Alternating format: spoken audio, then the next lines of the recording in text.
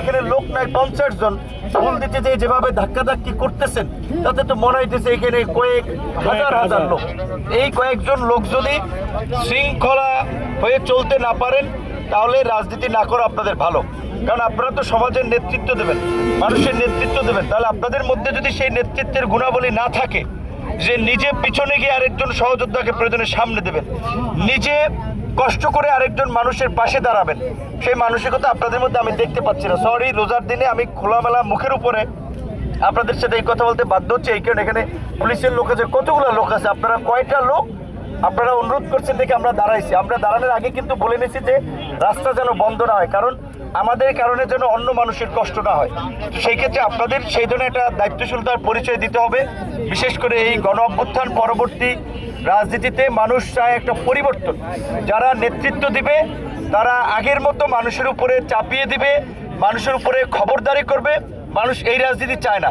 এইটা এই জুলাই গণ অভ্যুত্থানে গণপ্রতিরোধের মাধ্যমে মানুষ দেখিয়ে দিয়েছে যে মানুষ জনগণের নেতা চায়, জবাবদিহিতামূলক রাজনীতি চায়, জনবান্ধব রাজনীতি চায়। স্যান্ডেলিনা সো, রূপচর্চায় আভিজাত্য। জাতীয় নির্বাচন হয়েছে, আগামীতে স্থানীয় নির্বাচন হবে। আপনারা জাতীয় নির্বাচনে যেমন বিভিন্ন প্রার্থীর জন্য ভোট চেয়েছেন, স্থানীয় নির্বাচনে আবার আপনারা যাবেন। তো এখন জাতীয় নির্বাচনে আপনাদের দল থেকে কেউ এমপি হয়েছে, মন্ত্রী হয়েছে, তেমন আপনাদের স্বভাব চরিত্র যদি পরিবর্তন হয় স্থানীয় নির্বাচনে কিন্তু মানুষ আবার সেটা একটা জবাব দেবে। কাজেই আপনাদের প্রতি অনুরোধ থাকবে, আমরা জনগণের প্রতি যে জনগণের রাজনীতি করার জন্য একটা নতুন বাংলাদেশ বিনির্মাণ করার জন্য, যেখানে সকল নাগরিকরা দলমত নির্বিশেষে তাদের মর্যাদা এবং অধিকার নিয়ে বাস করবে, দেশে আইনের শাসন থাকবে, আইনের দৃষ্টিতে সকল নাগরিক সমান সুযোগ লাভ করবে, কোনো মানুষ আক্রান্ত হলে আইনের আশ্রয় লাভ করবে।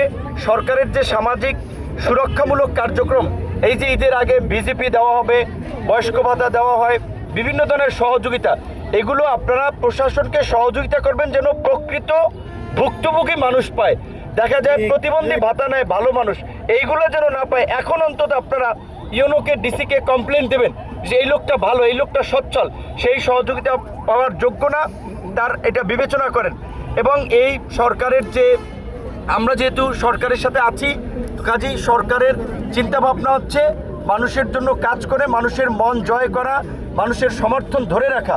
আপনারা দেখেছেন ইতিমধ্যেই সরকার প্রত্যেক উপজেলা ইউনোদের মাধ্যমে খাল খননের জন্য লিস্ট চেয়েছে।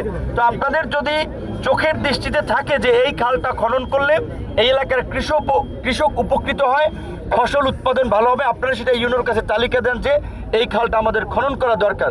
এই সরকার যেটা কমিটমেন্ট করেছে যে ফ্যামিলি কার্ড, মানে প্রত্যেক মানুষকে যে 2000 2500 টাকা করে সহায়তা করা, সেটা ইতিমধ্যে এই 10 মাস থেকে শুরু হবে। এই সরকার কমিটমেন্ট করেছে যে কৃষক কার্ড, সরকার তার কমিটমেন্ট অনুযায়ী মানুষের পাশে দাঁড়ানোর চেষ্টা করতেছে। সুতরাং আপনাদের আচরণ সেই রকম হতে হবে। আপনারা আজকে দাঁড়িয়েছেন রোদের মধ্যে কষ্ট করে, এটা আপনাদেরকে ধন্যবাদ জানাই। আর একটু শৃঙ্খল হতে হবে এবং একটু সুশৃঙ্খলভাবেই কার্যক্রমগুলো করতে হবে, নাহলে তো মানুষ আপনাদের ডাকে আসবে না, মানুষ আপনাদেরকে সম্মান করবে না। তো ধন্যবাদ সকলকে।